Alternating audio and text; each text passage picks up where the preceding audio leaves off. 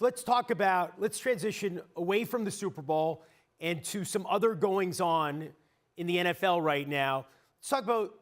Let's talk about the Dallas Cowboys. An example, the wheels coming off after they won 3 out of 4 Super Bowls in the early 90s. In the 25 seasons before 1995, they were in the NFC title game 14 times in those 25 seasons. You know how many they've been in since then? 0. They are 0 for 30. And now Jerry Jones has hired Brian Schottenheimer. Is he the guy who can fix this, Jordan? I don't think so. A lot of respect for Schotty, and I think he's a good offensive mind. But if I were Dallas and I was just taking a 30,000 foot view of what I need to do to turn this franchise around and make us more relevant like we were in the 90s, I thought you needed to make a big hire, whether that was Deion Sanders or Aaron Glenn or maybe a Ben Johnson. But Brian Schottenheimer, to me, again, with respect to him, doesn't move the needle enough. And you know, if I'm Dallas and I'm an organization, Jerry Jones desperately trying to be relevant again, and I use that word because I don't think they have been anywhere near the way they used to be. Yes, they are America's team, but I'm desperately trying to find the best option. And I guess I don't really know what the hurry was. I don't think they really had any competition for Brian Schottenheimer. So if that's the case, why not at least wait and try to push for Kellen Moore? I thought he would have been a better candidate. I think the job he has done this year in Philadelphia has been excellent.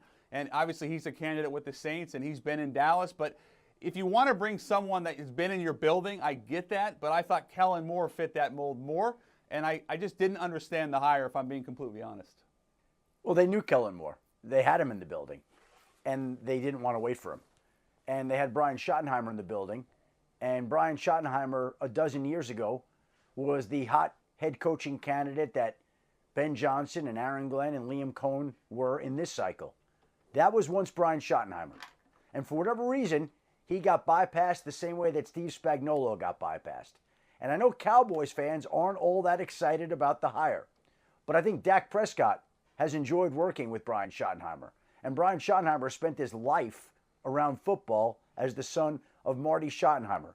And in any one of these head coaching cycles, do any of us really know who's going to work and who's not going to work? Because the league turns over, the entire league basically turns over with the exception of Kansas City, Pittsburgh, and Baltimore every 3 or 4 years. Everybody's hired and fired their head coach.